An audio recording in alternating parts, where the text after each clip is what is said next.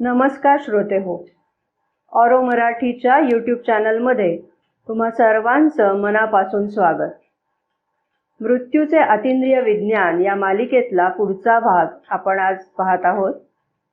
सावित्री महाकाव्यातील मृत्यू विचार हा आजच्या आपल्या विवेचनाचा विषय असणार आहे. मागच्या भागामध्ये आपण अमर्त्यतेकडे वाटचाल कशी करायची असते हे समजावून घेतलं होतं आणि त्याच्यातूनच एक प्रकारे अलगदपणाने उलगडणारा पुढचा विषय म्हणजे आजचा हा विषय आहे असं आपल्याला म्हणता येईल. त्याचं कारण सावित्री हे जे महाकाव्य आहे ते महाकाव्य आपल्याला मर्त्यतेकडून अमर्त्यतेकडे कसं जायचं असतं ही जी सगळी वाटचाल आहे ती वाटचालच एक प्रकारे उलगडून दाखवतं. सावित्री महाकाव्याविषयी आधी थोडंसं प्रस्तावने दाखल बोललं पाहिजे. सावित्री हे जे महाकाव्य आहे त्याचं नाव श्री अरविंदांनी जे ठेवलेलं आहे ते सावित्री अ लिजंड अँड अ सिम्बॉल असं त्याचं नाव आहे.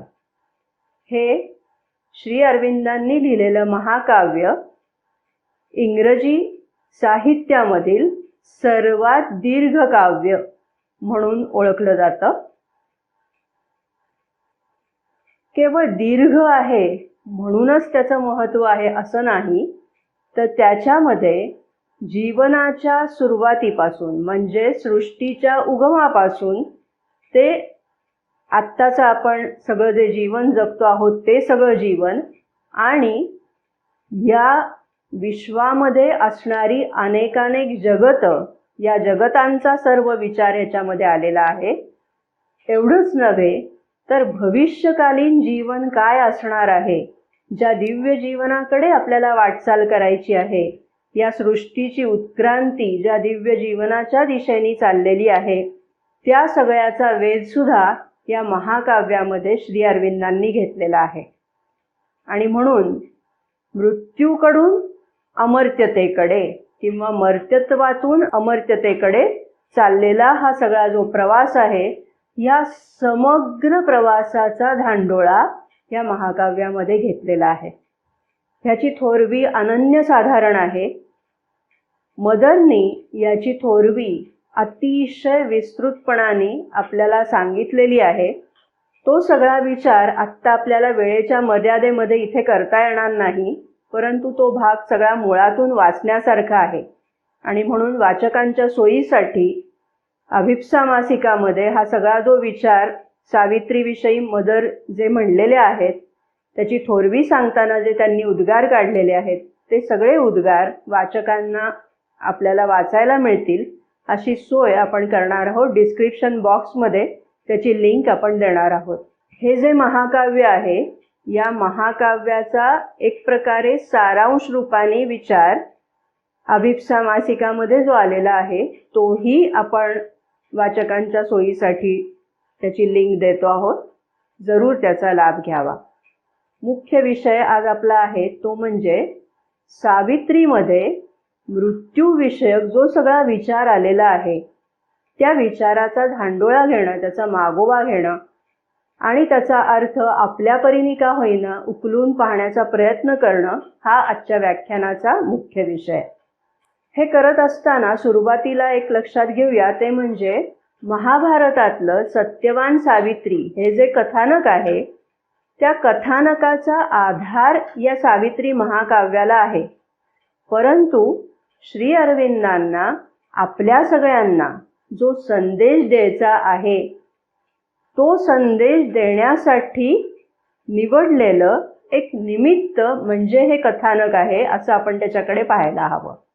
याचं कारण मूळ महाभारतापेक्षा यामध्ये काही बदल आहेत आणि एकंदर आत्तापर्यंत मानवी अध्यात्म वाटचालीमध्ये जे सगळे विचार येऊन गेलेले आहेत, ज्या सगळ्या प्रणाली अस्तित्वात राहिलेल्या आहेत त्या सगळ्या प्रणालींचा धांडोळा श्री अरविंद स्वतः या महाकाव्याच्या निमित्ताने घेतात, त्याचं खंडन करतात आणि नंतर त्यांना जो संदेश द्यायचा आहे म्हणजे पूर्ण योगाचं जे तत्वज्ञान त्यांनी मांडलेलं आहे ते तत्वज्ञान या महाकाव्याच्या निमित्ताने आपल्या अगदी सुस्पष्टपणाने समोर येतं. इतकं सुस्पष्टपणाने की मदननी एके ठिकाणी असं म्हटलेलं आहे की सावित्री हा अध्यात्म जीवनाचा मार्गदर्शक ग्रंथ आहे. मदननी एके ठिकाणी असं म्हटलेलं आहे की श्री अरविंदांना जो संदेश द्यायचा होता तो संदेश म्हणजे सावित्री हा ग्रंथ आहे. आणि त्याच्यापूर्वीचं सगळं जे पूर्वतयारी आपण ज्याला म्हणूया, म्हणजे ह्या महाकाव्याकडे वळण्यापूर्वी जी सगळी पूर्वतयारी आपली व्हायला लागेल ती सगळी पूर्वतयारी श्री अरविंदांचे इतर सगळे ग्रंथ करून घेतात असं त्यांनी म्हटलेलं आहे. तेव्हा हा जो काही संदेश श्री अरविंद देऊ पाहतायत तो संदेश आज आपल्याला समजावून घ्यायचा आहे. ठीक आहे. तेव्हा आधी आपण लेखकांनी म्हणजेच श्री अरविंदांनी याच्या संबंधी जी एक नोट लिहिलेली आहे, जी एक टीप लिहिलेली आहे ती आपण वाचूया. सगळी नोट वाचत नाहीये, त्यातला आत्ताला आवश्यक असणारा भाग तेवढा आपण विचारात घेऊया. ऑथर्स नोट यामध्ये तो भाग आलेला आहे. तर यामधल्या ज्या व्यक्तिरेखा आहेत त्या व्यक्तिरेखा कशा रूपकात्मक आहेत, कशा प्रतिकात्मक आहेत ते श्री अरविंद आपल्याला इथे सांगता आहेत. तर सत्यवान कोण आहे? तर Satyavan is the soul carrying the divine truth of being within itself but descended into the grip of death and ignorance. Satyavan हा कोण आहे? तर ज्याच्या अंतरंगामध्ये त्याच्या अस्तित्वाचं दिव्य सत्य सामावलेलं आहे, परंतु तो मृत्यू आणि अज्ञान यांच्या कचाट्यात सापडलेला आहे.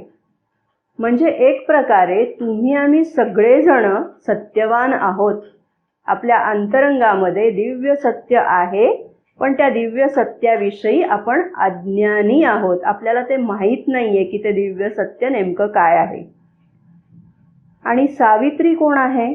तर Savitri is the divine word, daughter of the sun, goddess of the supreme truth, who comes down and is born to save. Savitri ही सूर्यकन्या आहे आणि ती एक प्रकारे आपल्याला तारणारी आहे. आपल्याला म्हणजे मानव जातीला या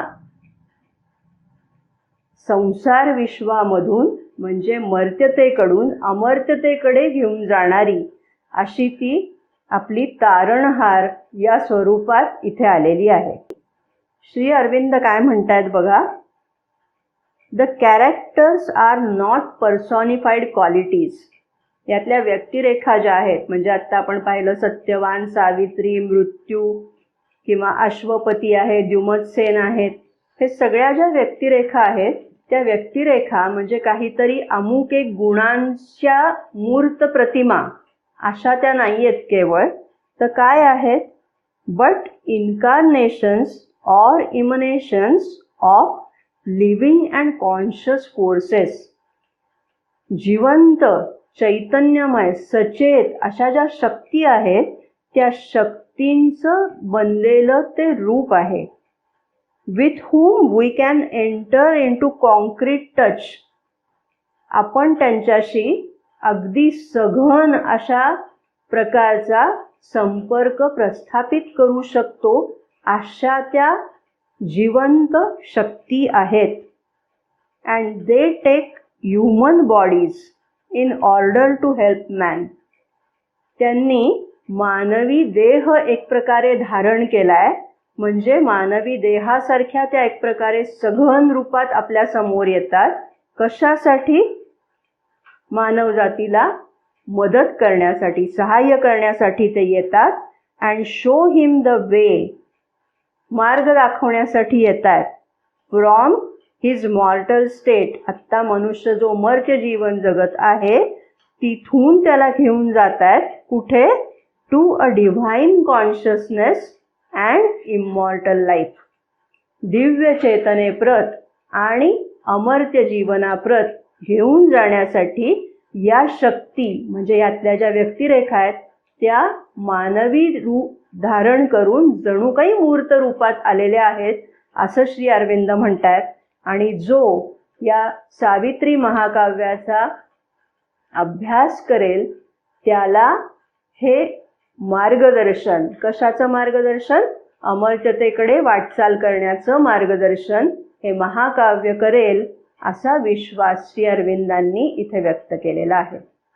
तेव्हा आज ह्यातला आपण मृत्यूविषयक विचार जो सुरुवात करणार आहोत तत्पूर्वी आपण मृत्यू म्हणजे नेमका कोण आहे आणि सावित्री नेमकी कोण आहे आणि ह्या दोघांचा जो संवाद व्हायचा आहे त्या संवादाची थोडी पार्श्वभूमी काय आहे ते आधी आपण समजावून घेऊया. तर कथानकाचा अगदी आत्ताला आवश्यक जेवढा हा भाग आहे तेवढा आत्ता आपण विचारात घेऊया. ते म्हणजे सावित्रीला हे माहिती आहे की आज सत्यवान मरण पावणार आहे आणि म्हणून सत्यवानाला साथ देण्यासाठी म्हणून ती त्याच्याबरोबर वनात गेलेली आहे. सत्यवानाचा मृत्यू झालेला आहे. तिला स्वतःच्या चैत्यपुरुषाचं दर्शन झालेलं आहे. तिला आत्मशोध लागलेला आहे आणि एका उन्नत अशा अवस्थेमध्ये सावित्री आहे. ही अशी जी सावित्री आहे ती सावित्री तिच्या पतीचे म्हणजे सत्यवानाचे प्राण जे मृत्यूने हरण केलेले आहे ते मृत्यूशी ती आता प्रतिवाद करणार आहे आणि मृत्यूकडून सत्यवानाचे प्राण परत मिळवण्याचा आणि सत्यवानाला या पृथ्वी तलावर घेऊन जाण्याचा प्रयत्न ती करणार आहे. इथे एक गोष्ट लक्षात घेतली पाहिजे की सत्यवान हा इथे एक प्रकारे निमित्त मात्र आहे. म्हणजे मनुष्याला हे समजावून सांगणं की मृत्यू हा अटळ असलाच पाहिजे असं नाही. याच्या व्यतिरिक्त सुद्धा म्हणजे मृत्यूवर सुद्धा मात करता येते हे दाखवून देणारा एक आदर्श म्हणून सत्यवान सावित्री या युगुलाकडे आपल्याला पाहायला पाहिजे. हे सावित्री महाकाव्य आपण समजावून घेताना लक्षात येतं. मृत्यू आणि सावित्री यांच्यामधला संवाद हा एक प्रकारे या महाकाव्याचा अगदी गाभा आहे असं म्हटलं तरी हरकत नाही. कारण याच्यानंतरच मग सत्यवान परत येणार आहे. ठीक आहे. त्यामुळे हा मृत्यू म्हणजे नेमका कोण आणि सावित्री म्हणजे नेमकी कोण हे आधी आपण तपशिलामध्ये समजावून घेऊया. मृत्यू आणि सावित्री यांच्यामधला हा जो संवाद आहे किंवा हा जो संघर्ष आहे तो कशातला संघर्ष आहे तर एक प्रकारे तो नियतीमधला आणि पुरुषार्थामधला संघर्ष आहे. त्यांच्यामधलं हे युद्ध आहे. नियती म्हणजे ज्याच्यामध्ये कोणताही बदल करता येणार नाही अशी एक अटळ गोष्ट किंवा ज्याला एरवी दैव असं समजलं जातं त्याचा प्रतीक म्हणून मृत्यू येतो. आणि सावित्री ही आपलं भवितव्य आपल्या हाती आहे ते आपण घडवू शकतो या पुरुषार्थाची विचारसरणी व्यक्त करणारी प्रतिनिधी ठरते. मृत्यू असं म्हणत असताना मी इथे आणखीन एक खुलासा करू इच्छिते की इथे मृत्यू म्हटल्यानंतर आपल्या मनामध्ये यम ही देवता येते. कारण सत्यवान सावित्री कथेमध्ये यम हे एक महत्त्वाचं पात्र आहे, महत्त्वाची व्यक्तिरेखा आहे. पण श्री अरविंद सावित्री या महाकाव्यामध्ये यम असा त्याचा एकदाही उल्लेख करत नाहीत. ही गोष्ट मोठी लक्षणीय आहे. आणि असं का? त्याचं कारण आहे ते म्हणजे की यम हा शब्द उच्चारल्याबरोबर आपल्या मनामध्ये ज्या सगळ्या त्याच्याशी सहसंबंधित झालेल्या गोष्टी असतात त्या सगळ्या डोळ्यासमोर येतात. म्हणजे एक अख्खं भावविश्व आपल्या डोळ्यासमोर उलगडतं केवळ यम या शब्दामधनं. म्हणजे यम हा सूर्यपुत्र आहे, किंवा यम आणि त्याची बहीण यमी हिचा संवाद, यम नचिकेत संवाद, या सगळ्या ज्या गोष्टी आहेत त्या सगळ्या गोष्टी आपल्या डोळ्यासमोर येतात. ती जी पारंपरिक समजूत आहे ती समजूत श्री अरविंदांना जो संदेश द्यायचा आहे त्याच्याशी मिळती जुळती नाहीये, आणि म्हणून ते हेतू पुरस्सर यम हा शब्द सावित्रीमध्ये कुठेही वापरताना दिसत नाहीत. मग ते मृत्यूला वेगवेगळ्या नावांनी संबोधतात, वेगवेगळी विशेषणं त्यांनी त्याच्यासाठी वापरलेली आहेत. ती विवेचनाच्या ओघात आपण बघूच या. पण ही गोष्ट इथे लक्षात घेणं गरजेचं आहे की मृत्यू म्हणजे सावित्री या महाकाव्यातील मृत्यू हा पारंपरिक यमाच्या समजुतीपेक्षा किंवा यमाच्या संकल्पनेपेक्षा काहीतरी वेगळा आहे, हे इथे प्रथमतः आपण लक्षात घेणं गरजेचं आहे. तो एक प्रकारे भूतकाळाचा प्रतिनिधी आहे.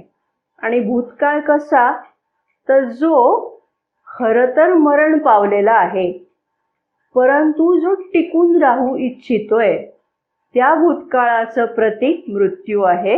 आणि सावित्री ही येऊ घातलेला जो भविष्य काळ आहे, म्हणजे या पृथ्वीच्या उत्क्रांतीमध्ये मानवाच्या पुढचं पाऊल जे असणार आहे, अतिमानस किंवा अतिमानसिक चेतना, ह्या ज्या सगळ्या गोष्टी आहेत त्याचं प्रतिनिधित्व एक प्रकारे सावित्री करते आहे असं आपल्याला दिसतं. आणि मृत पावलेला पण टिकून राहू इच्छिणारा भूतकाळ आणि येऊ पाहणारा भविष्यकाळ, या दोन्ही मधला हा संघर्ष आहे. ठीक आहे.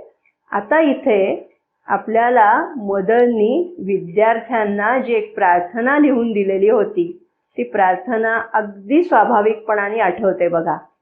काय आहे ती प्रार्थना? ती प्रार्थना अशी आहे, आम्ही बनू इच्छितो तसे शूरवीर योद्धे तू आम्हाला बनव. विद्यार्थी प्रार्थना करतायत अशी कल्पना करा.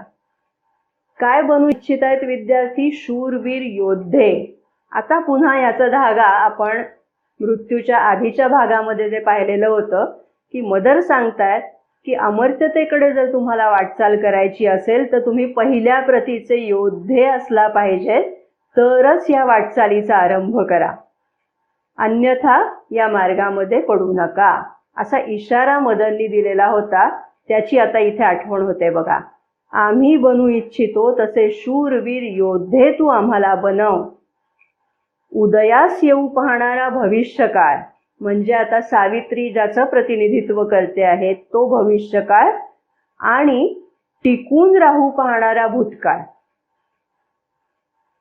मृत्यू ज्याचं प्रतिनिधित्व करतोय तो, यांच्यातील महायुद्धामध्ये, हे साधंसुधी कुठली तरी छोटी लुटुपुटूची लढाई नाहीये, तर हे महायुद्ध आहे. भूतकाळ आणि भविष्यकाळ यांचं महायुद्ध आहे.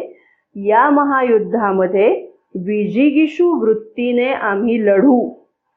विजिगीषू म्हणजे काय, तर विजय प्राप्त करण्याची एक ईर्ष्या, एक उर्मी म्हणजे विजिगीषू वृत्ती. त्यामुळे नवीन गोष्टी आविष्कृत होतील. आणि हे युद्ध जे आपल्याला लढायचं आहे विद्यार्थ्यांना किंवा आपल्या सगळ्यांना जे या मार्गावरून वाटचाल करू इच्छित आहेत त्यांना, ते महायुद्धामध्ये कोणत्या बाजूला उभे राहणार आहेत, कोणाचा पक्ष घेणार आहे, तर येऊ पाहणारा जो भविष्यकाळ आहे त्याच्या बाजूला, त्याच्या पक्षामध्ये उभं राहून आपल्याला हे युद्ध लढायचं आहे. आणि या पक्षाचा जर विजय झाला तर नवीन गोष्टी आविष्कृत होतील आणि त्या ग्रहण करण्यास आम्ही सुसज्ज बनू शकू, अशी ही प्रार्थना होती. तेव्हा एक प्रकारे त्याचंच प्रतिबिंब आपल्याला सावित्री या महाकाव्यामध्ये सुद्धा दिसतं. हा संघर्ष जो आहे, हे जे युद्ध आहे तो टिकून राहू पाहणारा भूतकाळ आणि येऊ पाहणारा भविष्यकाळ यातलं युद्ध आहे. आणि हेच युद्ध अगदी प्रत्येक मनुष्यामध्ये चालू असतं बघा. आपल्याला येणाऱ्या भविष्याचं आकर्षण असतं काही प्रमाणात भयशंकितता असते आणि त्यामुळे भूतकाळ कसाही असला तरी असू देत, तेच बरं वाटतंय, तेच कायम राहावं असं वाटतंय आणि म्हणून तो जाता जात नाही अशी जी एक आपली स्थिती असते आणि त्यामुळे आपण नव्याचं स्वागत करू शकत नाही. ही जी स्थिती आहे ती नेमकी ही स्थिती आहे. ठीक आहे. तेव्हा मृत्यू हे अर्थातच मर्त्यतेचं प्रतीक आहे आणि सावित्री हे अमर्त्यतेकडे चाललेल्या वाटचालीचं प्रतीक आहे. मृत्यू हा जीवनातल्या सगळ्या नकारात्मकतेचं, चिंता आहे, दुःख आहे, क्लेश आहे, शोक आहे, अस्वस्थता आहे, वैताग आहे, सगळी नकारात्मकता त्याचं एक प्रकारे प्रतीक बनून येतोय. आणि सावित्री ही झळझळणाऱ्या दुर्दम्य आशावादाचं प्रतीक म्हणून येते. मृत्यू हा अंधाराचं प्रतीक आहे आणि सावित्री ही दिव्य प्रकाशाचं प्रतीक आहे. हा जो मृत्यू आहे तो मृत्यू सावित्रीला जे सांगू पाहतोय, यांचा पहिला संवाद सुरू होतो. त्या सुरुवातीचा जो भाग आहे तो आज आपण तपशिलात समजावून घेणार आहोत. पण मृत्यू सावित्रीला काय सांगत राहतो? तो सारखा सावित्रीला हे सांगत राहतो की सावित्री, तू जे करू पाहते आहेस ते अशक्य आहे. काय करू पाहत होती सावित्री? तर ती सत्यवानाचे प्राण परत मिळवू पाहत होती. म्हणजेच सत्यवान अमर्त्य व्हावा यासाठी प्रयत्न करत होती. म्हणजेच मानव अमर्त्य व्हावा यासाठी ती प्रयत्न करत होती. आणि हे सगळे तुझे प्रयत्न व्यर्थ जाणार आहेत, कारण तसा आजवरचा कायदा नाही. आजवरचा कायदा काय आहे? मृत्यू कायद्याची भाषा बोलतो, तो लॉ बोलतो. ठीक आहे. तो काय सांगतो? आजवर हे असं कधीही झालेलं नाही की एकदा व्यक्ती मृत पावल्यानंतर ती पुन्हा जिवंत झालेली आहे, असं होत नाही. ही अटळता आहे मृत्यूची. हे मृत्यू सातत्याने तिला सांगत राहतो आणि हे सांगण्यासाठी, ते पटवून देण्यासाठी तो जे हर तऱ्हेचे युक्तिवाद करतो, ते सगळे युक्तिवाद म्हणजे मानव म्हणून जे आत्तापर्यंत जीवनासंबंधी जे विचार झालेले आहेत ते सगळे विचार इथे प्रतिध्वनित होत राहतात. आणि सावित्री एका प्रकारे त्याचं खंडन करते आणि नवीन विचार तिथे ती मांडत जाते. मृत्यू हा देखील ईश्वराचा कार्यकर्ता आहे आणि सावित्री ही सुद्धा ईश्वराचीच साधन आहे.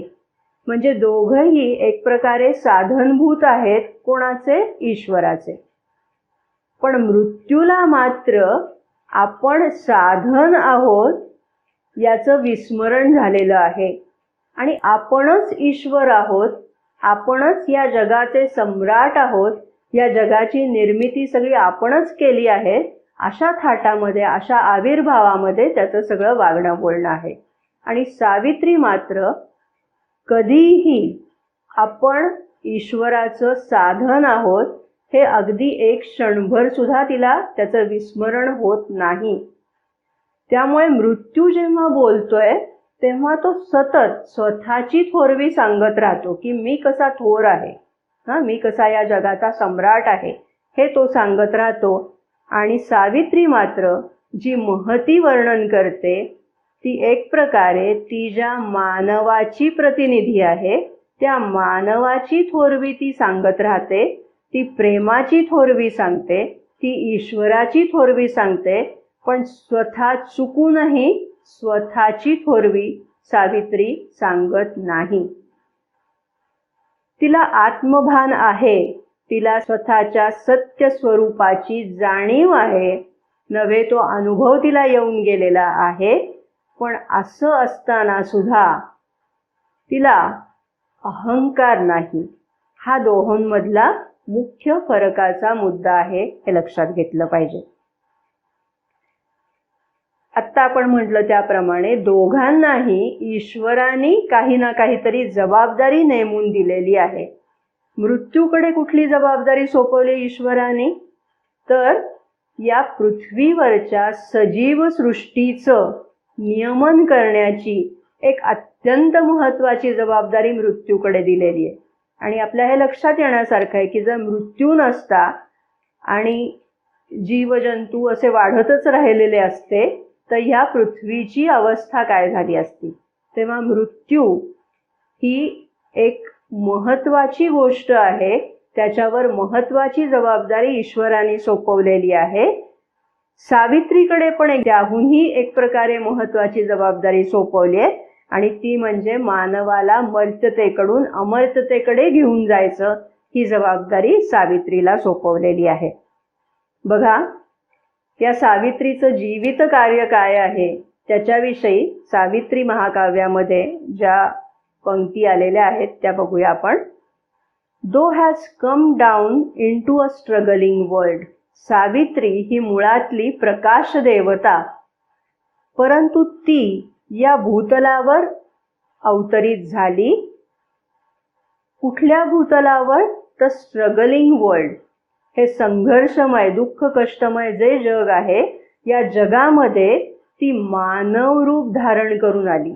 म्हणजे मुळातली असलेली देवता मनुष्यत्व धारण करून या पृथ्वी तलावर आली.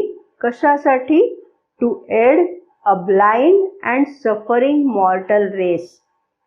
ही जी आपली मानव जमात आहे ती जमात कशी आहे? अंध आहे आणि दुःख कष्ट सहन करणारी जी मानव जमात आहे तिला सहाय्य करण्यासाठी सावित्री या भूतलावर आली. आणि नुसतं दुःख शोक कष्ट हरण करणं एवढंच तिचं मर्यादित उद्दिष्ट नाही, तर कशासाठी ती आली आहे? पुढच्या वाक्यात काय म्हटलंय बघा. To open to light the eyes that could not see. आधीच्या वाक्यात म्हटलंय अंध जमात आहे आपली. अंध का? तर आपल्यामधलं जे दिव्य स्वरूप आहे ते आपल्याला दिसलेलं नाही, किंवा येऊ पाहणारा जो झगझगीत भविष्य काळ आहे, जे दिव्य जीवन आहे त्याची सुद्धा सुतराम कल्पना आपल्याला आत्ता नाही, म्हणून अंध. आणि मग ह्या अशा असलेल्या अंध मनुष्य मात्राला एक दिव्य प्रकाश दाखवण्यासाठी म्हणून ही आलेली आहे. त्याचे डोळे त्या दिशेने उघडावेत म्हणून ती आलेली आहे. म्हणूनच बघा, श्री अरविंद मदर जर नसते तर हे अतिमानस दिव्य जीवन येणारा रम्य उषक्काल हा आपल्याला कोणी दाखवून दिला असता? त्यांनी दाखवलं म्हणून आपल्याला हे निदान समजू शकतं आहे. ती अजून कशासाठी आली आहे? To bring down bliss into the heart of grief. दुःख शोक आहे त्याच्या हृदयामध्येच आनंदाची पेरणी करण्यासाठी ती आलेली आहे. To make thy life a bridge twixt earth and heaven. पृथ्वी आणि स्वर्ग यांच्या दरम्यान एक प्रकारचा सेतू बांधण्यासाठी सावित्री आलेली आहे. हे तिचं जीवित कार्य आहे. आता स्वर्ग असं म्हटल्यानंतर परत स्वर्गाची जी आपली पारंपरिक समजूत आहे ती इथे डोळ्यासमोर घ्यायची नाही, तर इथे हेवन हे दिव्य जीवनाचं प्रतीक म्हणून घ्यायचं आहे. तेव्हा आत्ताची ही असलेली पृथ्वी जी दुःख कष्ट सहन करते आहे ती, आणि उद्याच्या भविष्यातली म्हणजे दिव्य जीवन जिच्यावर आनंदाने वावरतं आहे अशी पृथ्वी, या दोहोंमधला दुवा म्हणून सावित्री काम करणार आहे. हे इथे तिचं जीवित कार्य आहे असं सांगितलेलं आहे. मृत्यू हा एक प्रकारे सावित्रीला जेव्हा सगळं सांगतो आहे तेव्हा तो सातत्याने वेगवेगळे युक्तिवाद करत राहतो. हे सगळे युक्तिवाद तार्किक स्वरूपाचे आहेत. सावित्री ते सगळे युक्तिवाद ऐकून घेते, शांतपणाने ऐकून घेते, त्याचा प्रतिवाद करते. ती तो प्रतिवाद एका वेगळ्या उंचीवरनं करते आणि हे स्वाभाविक आहे. याचं कारण मृत्यू हा फक्त बौद्धिक युक्तिवाद करतो आहे, पण सावित्री बुद्धीचा प्रांत ओलांडून केव्हाच पलीकडे निघून गेलेली आहे. त्याच्याही पलीकडच्या प्रांतामध्ये जाऊन ती स्थिरावलेली आहे आणि त्यामुळे ती त्याचा जो प्रतिवाद करते तो त्याच्या पातळीवर येऊन करत नाही, तर त्याच्यापेक्षा प्रत्येक वेळी ती एक काकणभर अधिक पुढच्या पायरीवर अशी ती उभी आहे असं आपल्या लक्षात येतं. म्हणून या दोहोंमधला म्हणजे मृत्यू आणि सावित्री यांच्यामधला जो संवाद आहे तो दोन बुद्धिवादी व्यक्तींमध्ये जो संवाद चालतो तसा नाहीये. बुद्धिवादी व्यक्तींच्या बाबतीत काय होतं बघा, भलेही ते कितीही तात्विक चर्चा करत असतील तरी दोघंही आपापल्या मतांवर ठाम असतात आणि त्यांना असं वाटत असतं की माझंच म्हणणं कसं बरोबर आहे आणि ते दुसऱ्याला पटवून देण्याची एक खुमखुमी त्याच्यामध्ये असते, एक हिरिरी असते त्याच्यामध्ये. तसा या दोघांमधला संवाद नाही. याचं कारण मृत्यू बौद्धिकरित्या त्याची मांडणी करतोय, पण सावित्री मात्र आत्ता म्हटलं तसं ती अंतरंगामध्ये स्थित आहे, एका उच्च पातळीवर स्थित असल्यामुळे ती मृत्यूला त्याचं सगळं म्हणणं मांडून देते. अगदी त्याला जेवढं म्हणून काही सांगायचंय तेवढं सगळं त्याला ती बोलू देते आणि नंतर अत्यंत शांतपणाने, संयतपणाने, धीराने ती तिचं म्हणणं मांडते. तेव्हा सावित्री एक विधान करते, ते विधान महत्वाचं आहे. मी आत्ता त्याचा आशय इथे फक्त सांगते आहे. सावित्री मृत्यूला म्हणते की हे मृत्यू, तू जे बोलतो आहेस ते सत्यच आहे, पण तुझं सत्य मारणारं सत्य आहे, ते मारक आहे. आणि मी जे सांगते आहे ते सत्य मारणारं नाही, तर ते तारणारं आहे, म्हणजे ते तारक आहे असं सांगते. म्हणजे ती मृत्यूला असं नाही म्हणत की तू काहीतरी खोटं सांगतो आहेस. खोटं नाही बोलत आहे, कारण मृत्यू हा सुद्धा ईश्वराचा प्रतिनिधी आहे. तो जे बोलतोय ते सत्यच आहे आणि ते सत्य आपल्याला या व्यावहारिक जीवनामध्ये हर घडी अनुभवायला येतं, असं सत्य तो बोलतोय.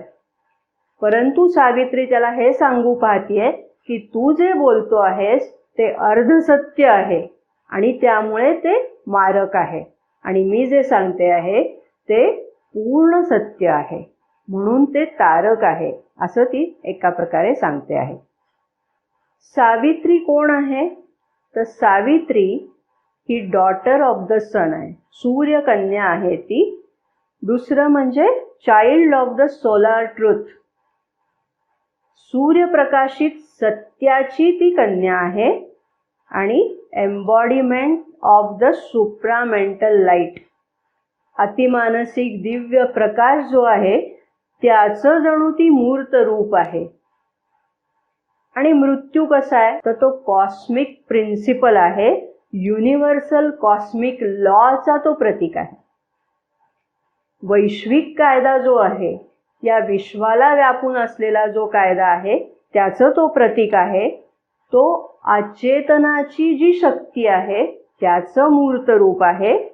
आणि मगाशी आपण पाहिलं तसं the embodiment of ignorance, division, negation आणि फिनिट्यूड, म्हणजे अज्ञान, विभक्तता, मी वेगळा तू वेगळी, अजून कोणी तिसरी व्यक्ती वेगळी, हे जे विभक्त जीवन आपण जगतो आहोत त्या विभक्ततेचं तो प्रतीक आहे, नकारात्मकतेचं प्रतीक आहे आणि शांत गोष्टी, समर्याद गोष्टींचं तो प्रतीक आहे. तेव्हा तोही साधासुद्धा नाहीये, तोही सावित्रीला तुल्यबळ असा आहे, अशी एक त्याची प्रतिमा श्री अरविंदांनी या सावित्री महाकाव्यामध्ये उभी केलेली आहे. त्याला त्यांनी जी वेगवेगळी विशेषणं वापरलेली आहेत ती कोणती कोणती आहेत? तो कोण आहे तर तो डार्क किंग आहे, एखाद्या सम्राटासारखा, पण तो सम्राट काळ्या मानसिकतेचा आहे, अंधाऱ्या मानसिकतेचा असलेला हा सम्राट आहे. द ह्यूज इनकॉन्शियस डूम असा तो आहे. Delegate of eternal night, Savitri महाकाव्यामध्ये शाश्वत काळरात्र त्याचं मृत्यू हा प्रतीक आहे आणि शाश्वत प्रकाश, इटर्नल लाईट याचं प्रतिनिधित्व सावित्री करते. त्याला अजून जी वेगवेगळी विशेषणं वापरली आहेत त्या dire god, dreadful lord, shade and shadow. हे शेड अँड शॅडो ह्या ज्या गोष्टी आहेत म्हणजे तो एखाद्या सावलीसारखा आहे. सावली किंवा छाया असं म्हणण्यापेक्षा आपण त्याला सावट हा शब्द वापरूया. सावटमध्ये ती सगळी जी नकारार्थी बाजू आहे ती सगळी येते. म्हणून मृत्यू हा एक प्रकारे सावट असल्यासारखा आहे.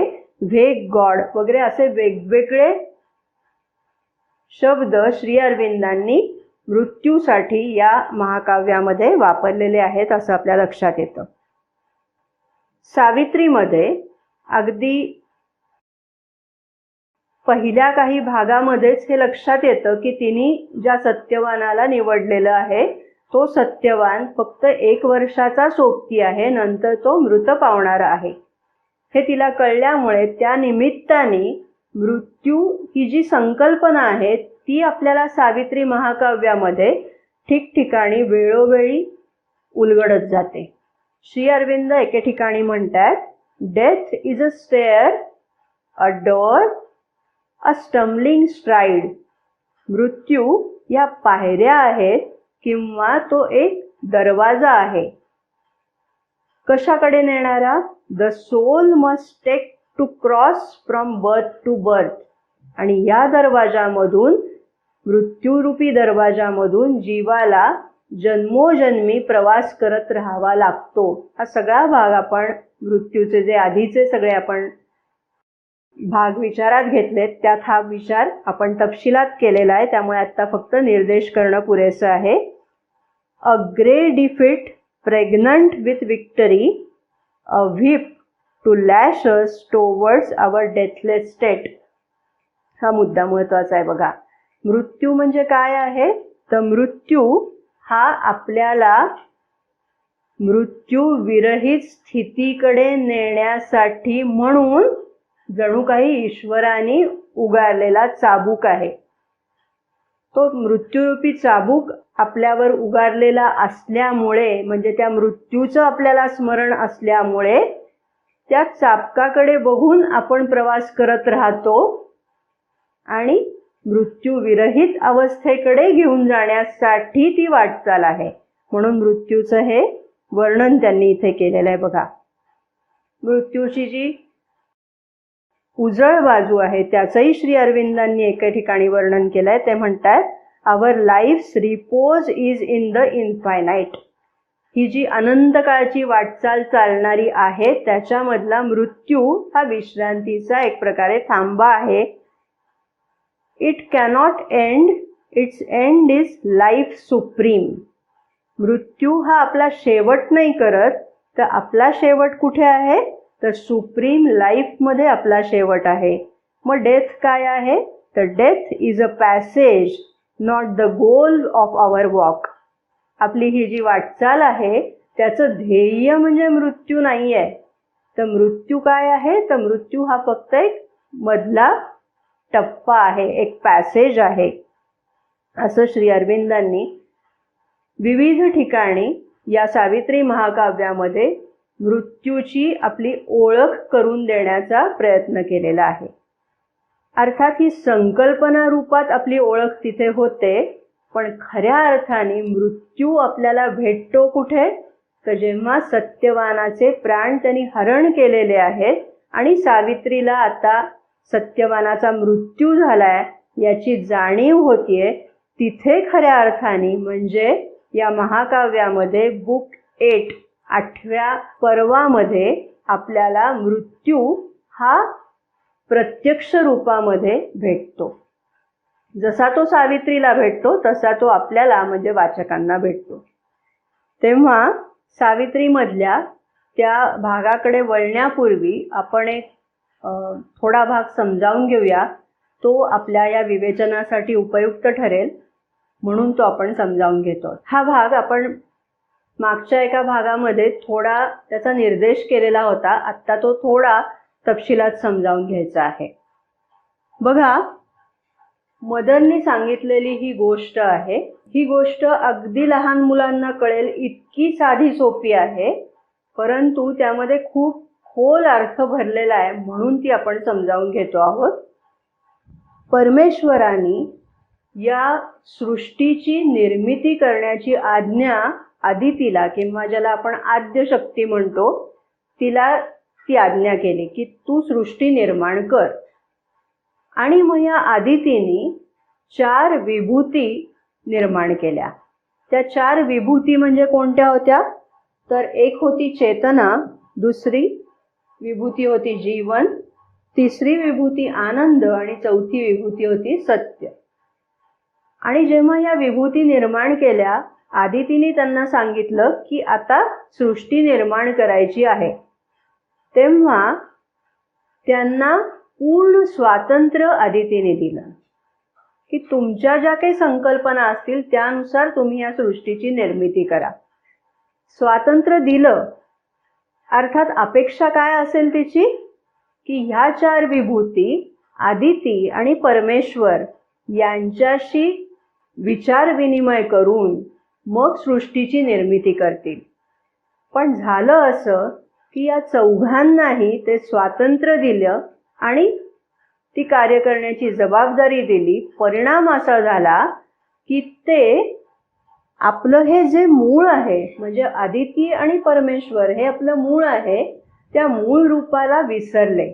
एक प्रकारे त्यांना अहंकार झाला की आम्ही सर्व काही करू शकतो अशी धारणा त्यांच्यामध्ये निर्माण झाली आणि म्हणून ते स्वतःच्या मूळ रूपाला विसरले. स्वरूपाचं विस्मरण झाल्यामुळे प्रकार असा झाला की चेतनेमधून अचेतनाचा जन्म झाला, जीवनाचं रूपांतर मृत्यूमध्ये झालं. हा आत्ता आपल्या विवेचनाचा मुख्य विषय आहे. आनंदाचं रूपांतर दुःखामध्ये झालं आणि सत्याचं रूपांतर मिथ्यत्वामध्ये झालं. म्हणून आत्ता हे सगळं जे जीवन आपल्या अनुभवाला येतं आहे ते कसं आहे? ते अंधकारमय आहे, ते दुःखमय आहे. त्याच्यामध्ये मिथ्यत्व भरलेलं आहे, खोटेपणा भरलेला आहे, अहंकार भरलेला आहे, स्वार्थ, वासना, हे सगळं जे जीवन आहे ते कशातून निर्माण झालं? म्हणजे तो मूळ दिव्य योजनेचा भाग होता का की हे असं अर्धवट अपूर्ण जीवन? तो मूळ योजनेचा भाग तसा नव्हता. तो एका टप्प्यावरती या मृत्यू आदी सगळ्या गोष्टींचा उदय झालेला आहे.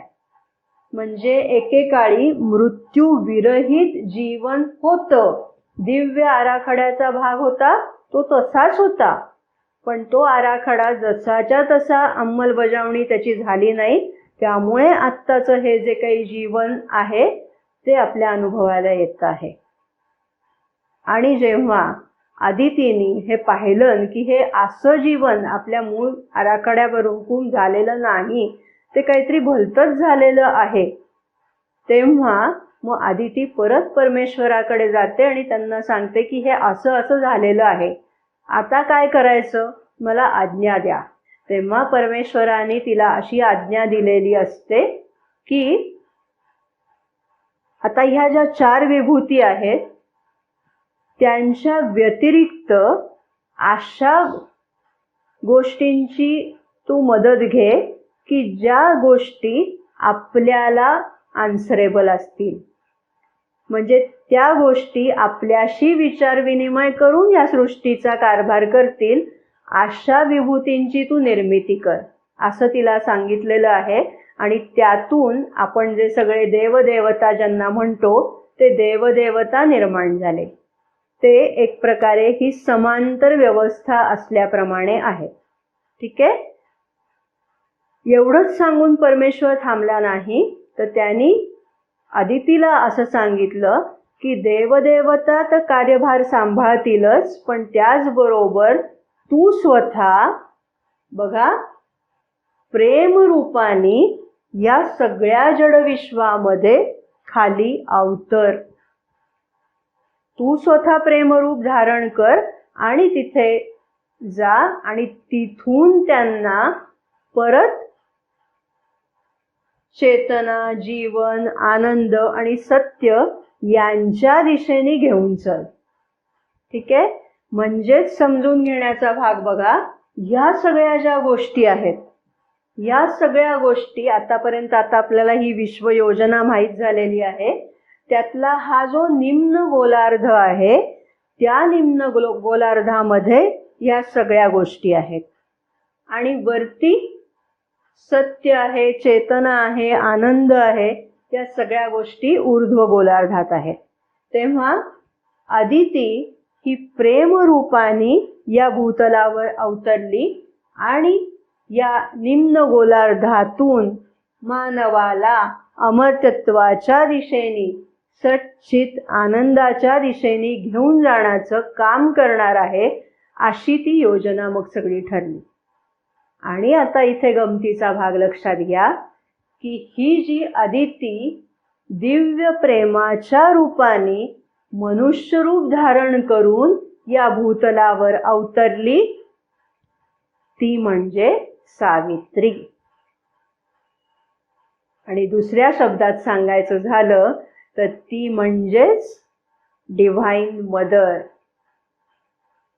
आपण ज्यांना मदर असं म्हणतो, त्या मदर आणि सावित्री यांची जी व्यक्तिरेखा आहे, या दोन्हीमध्ये सावित्री महाकाव्य वाचताना आपली सरमिसळ होत राहते.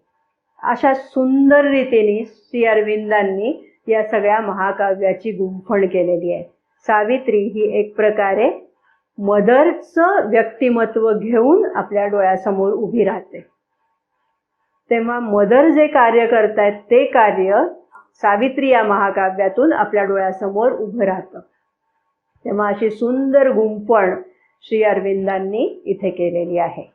तेव्हा आपण हा सगळा भाग थोडा तपशिलात समजावून घेऊया. मूळ इंग्रजी सावित्री महाकाव्यामध्ये 565 पानावर हा भाग आलेला आहे. त्यातली मधलीच ही ओळ आहे बघा, जेव्हा सावित्रीला मृत्यूची चाहूल लागते. Something had come there conscious, vast and dire. इथपासूनचा जो भाग आहे तो आपण विचारात घेणार आहोत. अर्थात इथे मी सावित्री या महाकाव्याचा जो मराठी अनुवाद आहे, जो अनुवाद शैलजादेवी वहिनीसाहेब प्रतिनिधी यांनी केलेला आहे, तो मी विचारार्थ घेते आहे. बघूया.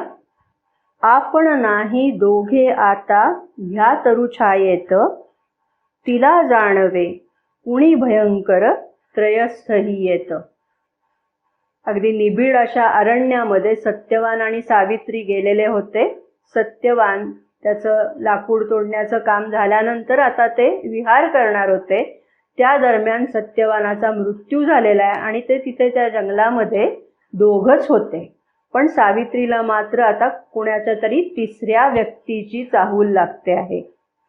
विशाल होता देहतयाचा, स्वरूप भयद असे. भला मोठा आवाढव्य देह त्याचा होता आणि त्याचं स्वरूप कसं होतं, ते भयद होतं. भय निर्माण करणारं, चित्ताचा थरकाप उडवणारं असं त्याचं ते रूप होतं. अबोल छाया आपुल्या जवळी मगती पाहत असे.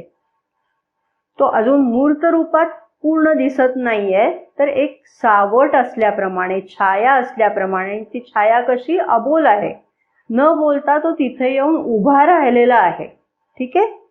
दुपार झाली थंड अरण्यी, ये काजळ छाया, भयाण आली तिथे स्तब्धता वनातही साऱ्या, पक्ष्यांचाही ध्वनी न येई, पशु मूक झाले. श्री अरविंद आपल्या डोळ्यासमोर आता त्या मृत्यूची भयानकता हळूहळू कशी वर्णन करत चाललेले आहेत बघा. तुम्ही कधी जर निबिड अशा अरण्यामध्ये गेलेला असाल आणि तिथे थोडा वेळ काही वाटचाल केलेली असेल तर हा अनुभव येतो बघा, की आधी जंगलामध्ये पशु पक्षी प्राणी सगळं त्यांचं जीवन चाललेलं असतं. माकडं उड्या मारत असतात, पक्ष्यांचा किलबिलाट चाललेला असतो, बुभुत्कार चाललेले असतात, सगळं चालू असतं. पण त्याच्यातच जर समजा एखादा वाघ हा दुरून येताना पशुपक्ष्यांना दिसला तर काय होतं, तर सगळं जंगल एका क्षणार्धात चिडीचप्प होऊन जातं. एकदम गप्पगार असं होऊन जातं. एक बारकासा सुद्धा आवाज त्या जंगलामध्ये येत नाही. नीरव शांतता अशी पसरते. अर्थात ही शांतता नीरव जरी असली, म्हणजे अगदी टाचणी पडली तरी आवाज होईल इतकी शांतता असली तरी ती शांतिदायक शांतता नसते, ती भयप्रद शांतता असते. कारण ती वाघाची चाहूल देणारी शांतता असते. तशी इथे मृत्यूची चाहूल येते आहे आणि म्हणून ती चाहूल लागल्यामुळे ते सगळं जंगल स्तब्ध झालेलं आहे. अगदी निस्तब्ध असं ते झालेलं आहे. पण हृदयामध्ये मात्र कालवाकालव होते आहे. हृदयामध्ये भीतीने हृदय पिटपिटत आहे. अशा प्रकारची ती शांतता आहे. ठीक आहे. पशुपक्ष्यांचा ध्वनी न येई पशु मूक झाले. भयचिंतेने ब्रह्मांडाचे पूर्ण पात्र भरले. आत्ता म्हटलं त्याप्रमाणे भय आणि चिंता की अरे बापरे काय होणार आहे आता. कारण त्या दुपारचं रूपांतर अचानक सगळा काळोख पसरलेला आहे.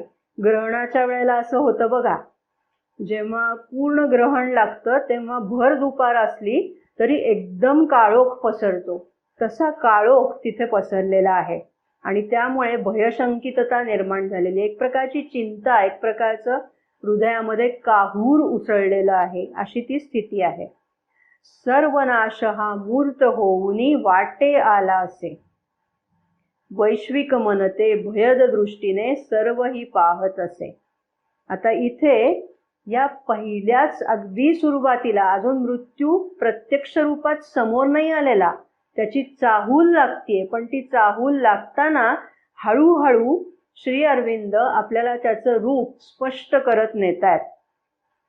इथे हा मूर्त रूप धारण करून आलेला मृत्यू जरी असला तरी आता डोळ्यासमोर आपली प्रतिमा निर्माण करतानाच ते एखाद्या मानवी देहापुरती एवढी संकुचित सीमित अशी प्रतिमा नाही मृत्यूची उभी करत. सुरुवातीलाच ते आपल्याला सांगून देतात वैश्विक मन. कारण तो जो कायदा आहे मृत्यूचा कायदा, तो कसा आहे, तो फक्त एखाद दुसऱ्या व्यक्तीपुरता नाहीये, तो वैश्विक आहे, तो विश्वात्मक कायदा आहे. आणि म्हणून तो जरी मूर्त रूपात आला तरी त्याचा आवाका एवढा प्रचंड आहे, हे अगदी सुरुवातीच्या भागात श्री अरविंद आपल्याला सांगतात. हा मूर्तिमंत सर्वनाश जणू तिच्या समोर येऊन उभा राहिलेला आहे. आता त्याचं वर्णन बघा. त्याच्याकडे आपली दृष्टी आता हळूहळू कशी ते वळवत नेतात. दृष्टिक्षेप ही असह्य होता भस्मची जो करतो, विचार त्याचा ब्रह्मांडाचा विनाश घडवतो. मृत्यूची एक नजर पडली तरी गर्भगळीत होऊन जावं अशी मनुष्याची स्थिती होते, ती इथे वर्णन केली. अमर ओठते भाल विशालही उग्र रूप दिसते, दीन स्वप्न या निर्मित वस्तू ऐसे दाखविते. हा मृत्यू काय दाखवून देतोय? जो जिवंत माणूस आहे म्हणजे इथे सावित्री, तिला काय दाखवून देऊ पाहतोय की ह्या सगळ्या ज्या निर्माण झालेल्या वस्तू आहेत, हे सगळं जे वस्तुजात आहे ते कसं आहे, दीन स्वप्न आहे, स्वप्नवत हे सगळं आहे. आता इथे बघा, मगाशी आपण जे म्हणतोय की मृत्यू हा वेगवेगळ्या विचारांचा प्रतिनिधी बनून येतो. इथे हे जग म्हणजे स्वप्नवत आहे, आभासी आहे, असं तो एक प्रकारे इथे दाखवून देऊ इच्छितोय. सृष्टीमधल्या आनंदाचा करीतो अव्हेर, उपेक्षा करी झटकून देई दावी तिरस्कार. तो स्वतःकडे जी भूमिका घेतो आहे ती भूमिका कशी आहे, ती मी म्हणजे कोण, मी म्हणजे सम्राट आहे आणि बाकी सगळं हे सगळं जे जग आहे ते नश्वर आहे, क्षणभंगूर आहे, कप पदार्थ आहे, क्षुल्लक आहे. आणि म्हणून तो त्याची उपेक्षा करतोय, त्याचा तिरस्कार करतोय. आणि विधान महत्वाचं आहे बघा, सृष्टीमधल्या आनंदाचा करीतो अव्हेर. आपल्याकडे जी विचारसरणी आहे ना, हे नको, ते नको, ते नको, ते नको, सगळ्याचा त्याग करत करत संन्यास घेत घेत मग पुढे जायचंय. सृष्टीमधला जो आनंद आहे तो आनंद त्याचा अनुभव घेण्यासाठी तो उत्सुक नाहीये, त्याला तो नकार देतो आहे. वास्तविक, आता इथे श्री अरविंदांची जी विचारसरणी आहे ती महत्वाची आहे, की सृष्टी म्हणजे हे सगळं जे विश्व निर्माण झालेलं आहे ती माया नाहीये, तर तो ईश्वराचा आविष्कार आहे.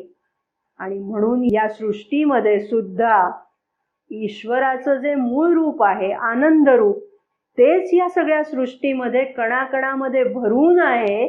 तेव्हा त्या आनंदाचा अव्हेर करून चालणार नाही.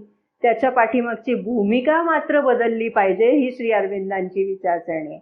पण मृत्यू काय करू पाहतो? तो आनंदालाच नकार देऊ पाहतोय. सृष्टीमधल्या आनंदाचा करी तो अव्हेर, उपेक्षा करी. हे सगळं त्याज्य आहे, हे नको नको असं तो सारखं म्हणत राहतो. उपेक्षा करी झटकून देई दावी तिरस्कार. म्हणजेच तो सृष्टीमध्ये भरलेल्या ईश्वराचाच एक प्रकारे तिरस्कार करतो आहे. असत्यता त्या वस्तूंची तो प्रकट करून दावी. या सगळ्या वस्तू असत्य आहेत असंच तो जणू काही सावित्रीला सांगू पाहतो आहे. या वस्तू असत्य आहेत का? ही सृष्टी, हे विश्व जे निर्माण झालेलं आहे ते असत्य आहे का? तर असत्याचं आवरण त्याच्यावर पडलेलं आहे. मुळात ते सत्यच आहे, जे आता आपण ह्या कहाणीच्या निमित्ताने समजावून घेतलं. मुळात ते सत्य आहे, पण असत्याचं आवरण त्याच्यावर पडलेलं आहे. पण तो काय म्हणतोय? जणू काही त्या सगळ्या गोष्टी असत्यच आहेत हे तो जणू दाखवू इच्छितोय. अमरत्वाची हावतयांची कशी न पूर्ण होई. अविरत चाले येर झारजी अर्थहीन आहे. तुम्ही जे सगळं जीवन जगता आहात, जे जन्म मरणाच्या फेऱ्यामधून चाललेले आहात, ते सगळं निरर्थक आहे हे तो सांगतो आहे. स्वतःच्या अस्तित्वाच्या निमित्ताने तो हे दाखवून देतो आहे. अभिप्राय हा दृष्टीमधून तीव्र व्यक्त होये.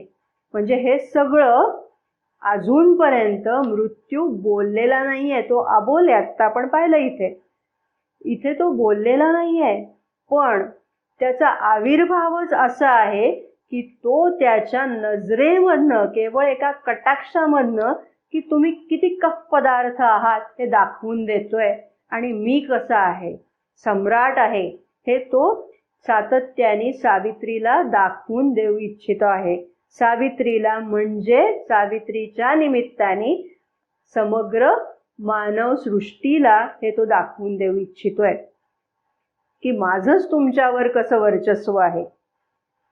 निराकार ही अनामाईशा शून्यातून येई, एक सावली त्या देवाची दूरची जोर आहे.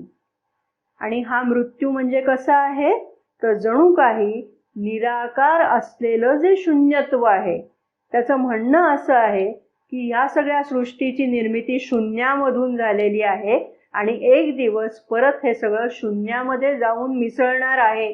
तेव्हा ही तुमची मधली जी खटाटोप आहे सगळा, तो व्यर्थ येरझार आहे असं मृत्यू सांगतो आहे. बघा ही विचारसरणी कुठे घेऊन जाते. ही सगळी विचारसरणी नकारात्मकतेकडे घेऊन जाणारी विचारसरणी आहे. आणि म्हणून एक प्रकारे जीवनाला नकार देणारी आणि जीवनाचं नुकसान करणारी, आपल्याला भौतिकतेपासून मागे खेचणारी ही सगळी विचारसरणी मृत्यूच्या रूपाने अभिव्यक्त होते. एक सावली त्या देवाची दूरची जोर आहे. हा देव दूर राहणारा आहे. तुमचं हे जे सगळं दुःख भरलं जीवन आहे, तुम्ही कितीही प्रार्थना करा, पण तो दूरचा जो देव आहे तो तुम्हाला प्रतिसाद देत नाही. अशा प्रकारे मृत्यू त्याची भूमिका मांडत राहतो. उदासीन तो असे देतसे शिक्षा विश्वाला. तो देव मजेत असतो, त्याला तुमच्या दुःखाचिंताची काही जाणीव नसते, तो उदासीन असतो आणि तो विश्वाला शिक्षा मात्र देत राहतो, असं प्रतिपादन मृत्यू इथे करतोय. आणि हे सगळं फक्त नजरेतनं तो करतो आहे. माया कल्पित रूप तयाचे नेई विलयाला, रिक्ततेत निज सामावुनी तो विश्वाला घे. आणि मग हे सगळं जे विश्व निर्माण झालेलं आहे, जे माया कल्पित आहे, आता आपण मगाशी उल्लेख केला ना की हे जग म्हणजे माया आहे, ही विचारसरणी इथे व्यक्त होते. आणि मग ती माया आहे तर त्या मायेपासून दूर नेणारा मी आहे असं म्हणून तुम्हाला त्या रिक्ततेमध्ये, तुम्हाला त्या शून्यतेमध्ये परत जाऊन विलीन करणारा कोण आहे तर तो मी आहे. कारण मृत्यूनंतर मोक्ष ही जी संकल्पना आहे ती आपण मागच्या भागामध्ये समजावून घेतलेली आहे. तर माझं कार्य काय आहे, हे सगळं कार्य तो या भूमिकेतनं, पूर्णतः नकारार्थी भूमिकेतनं, शून्यवादी मानसिकतेतनं मृत्यू इथे आपल्या समोर प्रकट होतो आहे. आणि तो कसा आहे, तो अजून मूर्त रूपात पुरेसा आलेला नाहीये. त्याची एक छाया, त्याचं एक सावट आपल्याला हे सगळं जाणवून देत आहे. आणि आपण जर विचार केला तर आपण जेव्हा अध्यात्म प्रवासाला सुरुवात केलेली असते तेव्हा बघा हे सगळं एक प्रकारे बॅगेज आपल्या मनामध्ये कुठेतरी घर करून राहिलेलं असतं. कारण शतकानुशतकं, पिढ्यानपिढ्या आपल्याला हाच विचार कानी पडत आलेला आहे की ब्रह्मसत्य जगन मिथ्या हेच आपण ऐकत आलेलो असतो. आणि त्यामुळे त्या सगळ्याच्या विचारसरणीचा एक प्रकारे प्रचंड मोठा पगडा आपल्या समोर उभा असतो. परंतु श्री अरविंद पूर्णयोगाच्या माध्यमातून आपल्याला हे सांगू पाहतात की ब्रह्मसत्य जगन मिथ्या हे सत्य आहे, पण ते अर्धसत्य आहे. पूर्ण सत्य काय आहे त्याची मांडणी श्री अरविंद पूर्णयोगाच्या माध्यमातून, म्हणजेच इथे सावित्रीच्या माध्यमातून व्यक्त करत राहतात. बघा मृत्यू काय म्हणतोय, कालगतीतील कृती कल्पना फोल करून दावी. त्याच्या नजरेतनं तो काय दाखवतोय की हा जो सगळा कालबद्ध तुमचा जीवन व्यवहार आहे त्यातल्या सगळ्या ज्या कृती, त्यातल्या सगळ्या ज्या हालचाली तुम्ही करता, जे खटाटोप करता, अगदी आदर्शाचं अनुसरण करण्याचा जीवाचा आटापिटा करता, तो सगळा व्यर्थ आहे.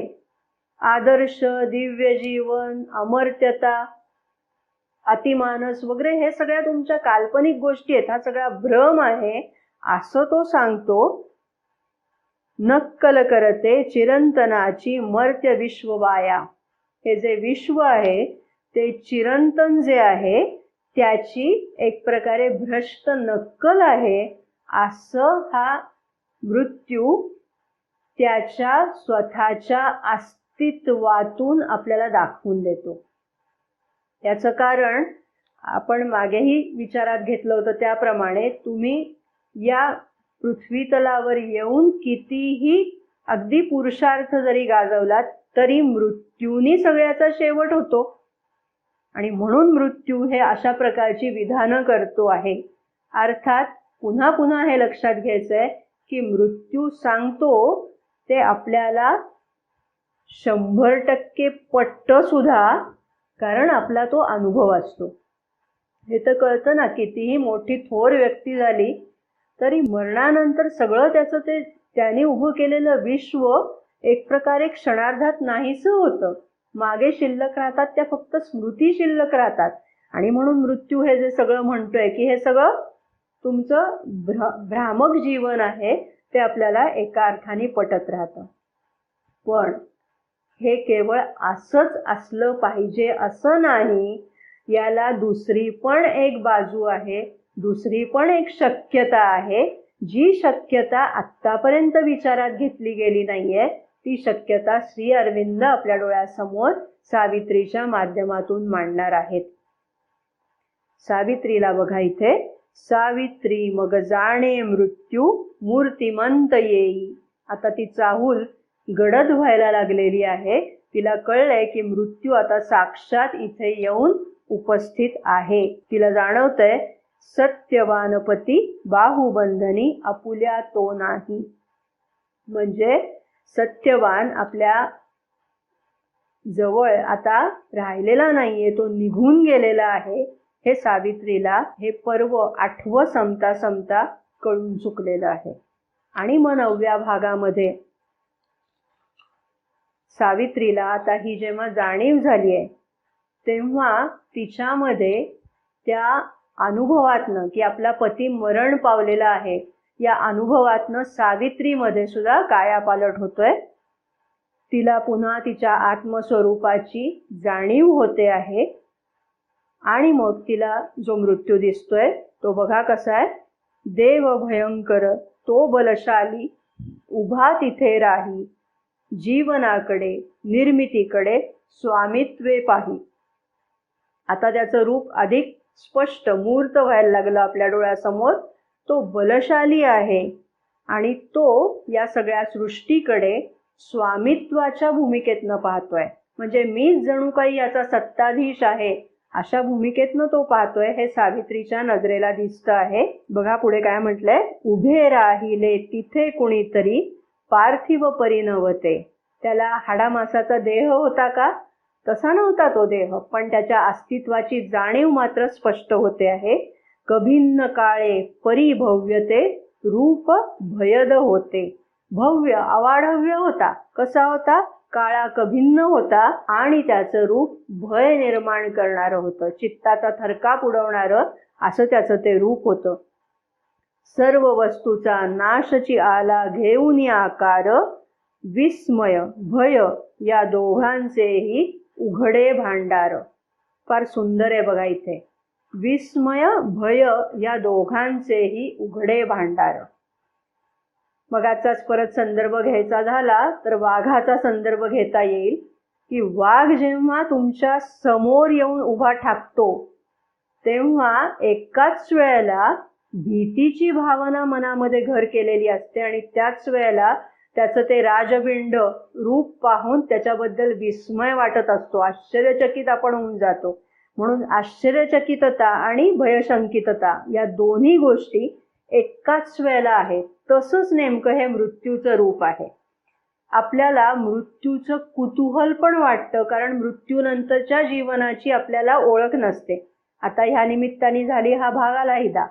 परंतु अन्यथा मृत्यू हे सगळं काय एक रहस्यमय गोष्ट आहे, त्याचं विस्मय पण वाटत असतं आणि त्याच वेळेला आत्ताचं हे आपलं सगळं जीवन हरण करून नेणारा तोय आणि म्हणून त्याची भीती पण मनातनं वाटत असते. दोन्ही गोष्टी एकत्र.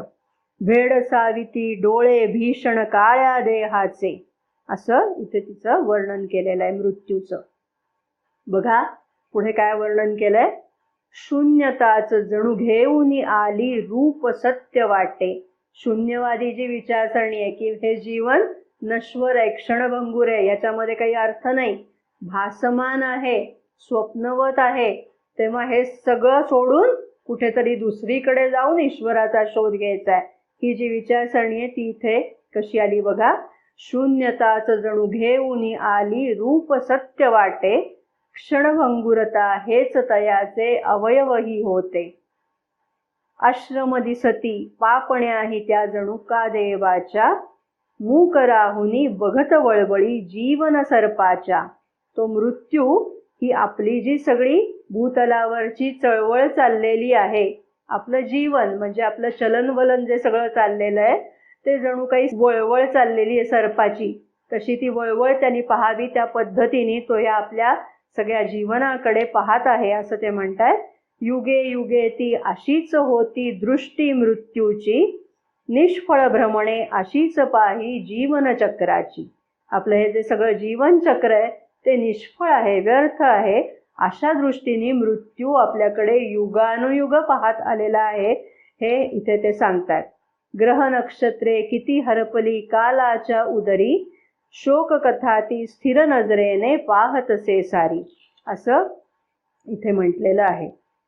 आणि मग तो मृत्यू तिला सांगत राहतो की तू सत्यवानाचा नाद आता सोडून दे.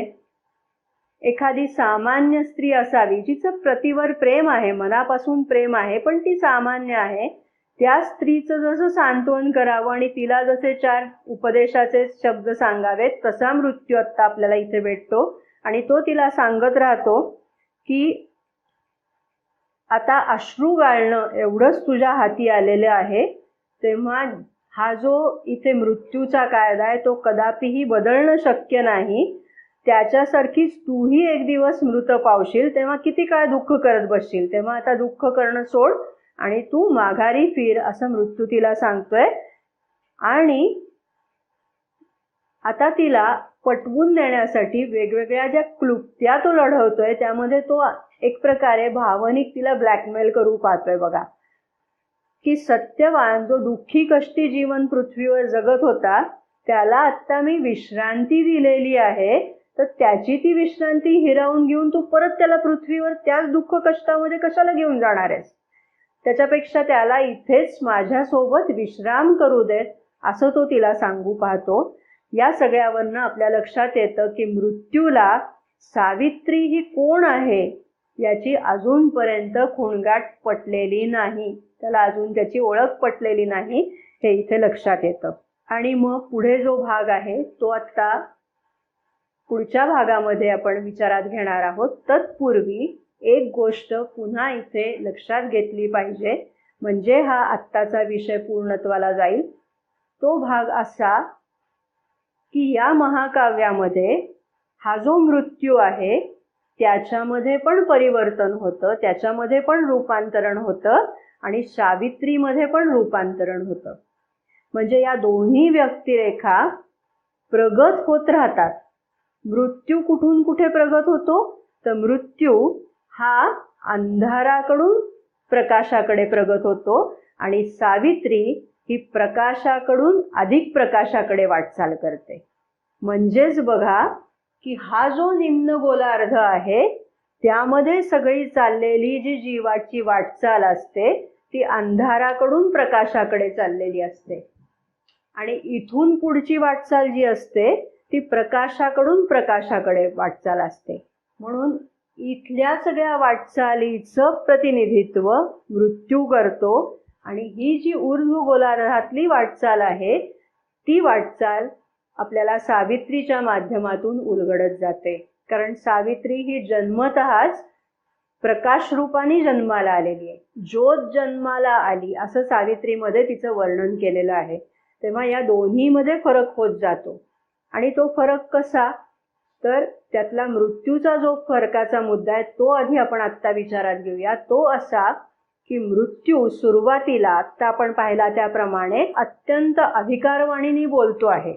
मी म्हणजे कोणीतरी श्रेष्ठ आणि सावित्री म्हणजे कप पदार्थ अशी तिच्याकडे पाहण्याची मृत्यूची भूमिका आहे. म्हणजे तो अधिकारवाणीने बोलतोय. हा त्याचा पहिला टप्पा आहे.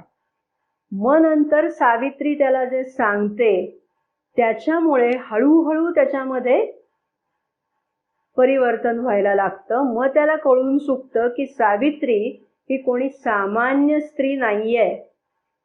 मग त्याला कळतं की ही बुद्धिवान आहे आणि म्हणून मृत्यू एक प्रकारे एक टप्पा अजून वर जातो आणि तो त्या पातळीवरनं आता तिच्याशी बोलायला लागतो.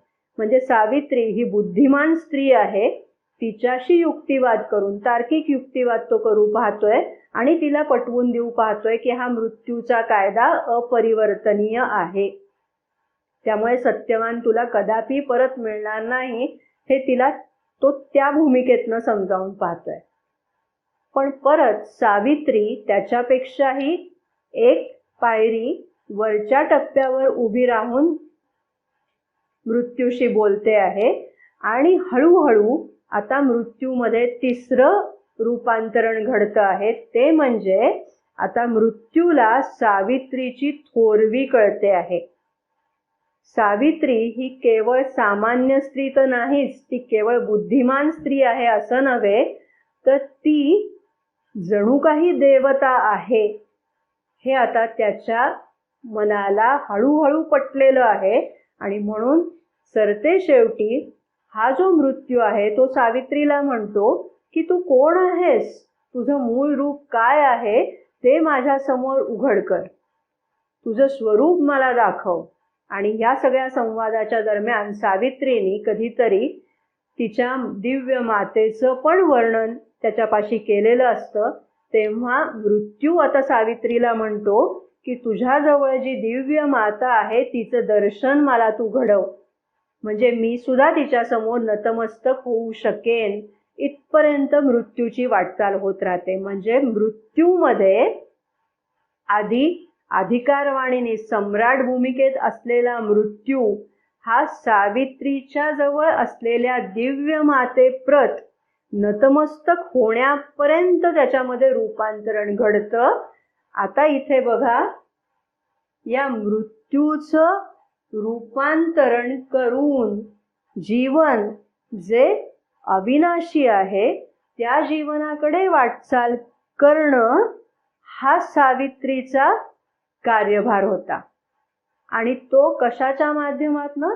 तर दिव्य प्रेमाच्या माध्यमातून ते रूपांतरण घडवून आणणं हे तिचं जीवित कार्य होतं.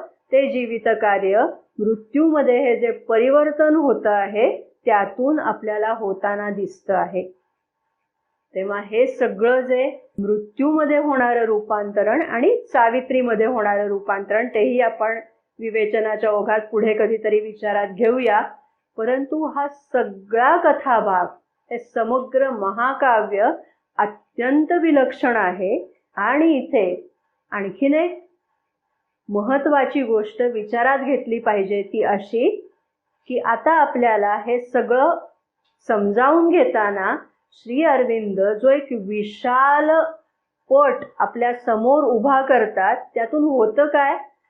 सावित्रीचा अभ्यास आपण जेव्हा करायला लागतो तेव्हा आपण अज्ञानजन्य विभक्ततेचा पण अभ्यास करतो मृत्यूच्या रूपाने, आणि एकत्वाचा, ज्ञानाचा अभ्यास करतो आपण सावित्री या व्यक्तिरेखेच्या निमित्ताने.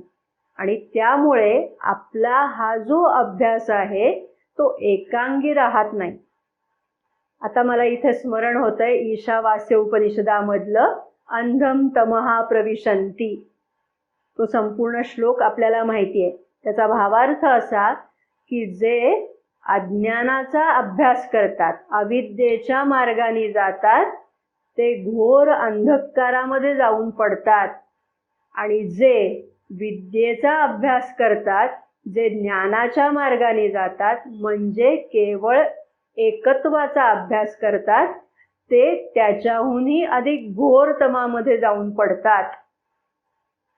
इथे बघा, मौज अशी होते की श्री अरविंद आपल्याला अविद्या, अज्ञान, विभक्तता याचाही अभ्यास करून घेतात आणि सावित्रीच्या रूपाने अद्वैताचा, एकत्वाचा, ज्ञानाचा, म्हणजे मी आणि ईश्वर वेगळे नाहीत याचाही अभ्यास ते करून घेतात. आणि त्यामुळे घोरतमामध्ये जाऊन पडण्याचा अनावस्था प्रसंग सावित्रीच्या वाचकावर येण्याची शक्यताच मावळून जाते.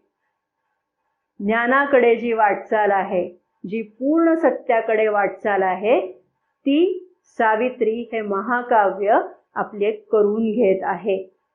तेव्हा हे अतिशय विलक्षण असं महाकाव्य, त्याच्यामधला होता होईल तेवढा मृत्यूचा विचार करण्याचा आपण प्रयत्न करत आहोत. हा विचार आजच्या भागात पूर्णत्वाला गेलेला नाही. तो भाग आपण पुढच्या वेळेला पुन्हा करणार आहोत. तेव्हा पुन्हा भेटूया पुढच्या भागामध्ये. आज आत्ता आपण इथेच थांबूया. धन्यवाद.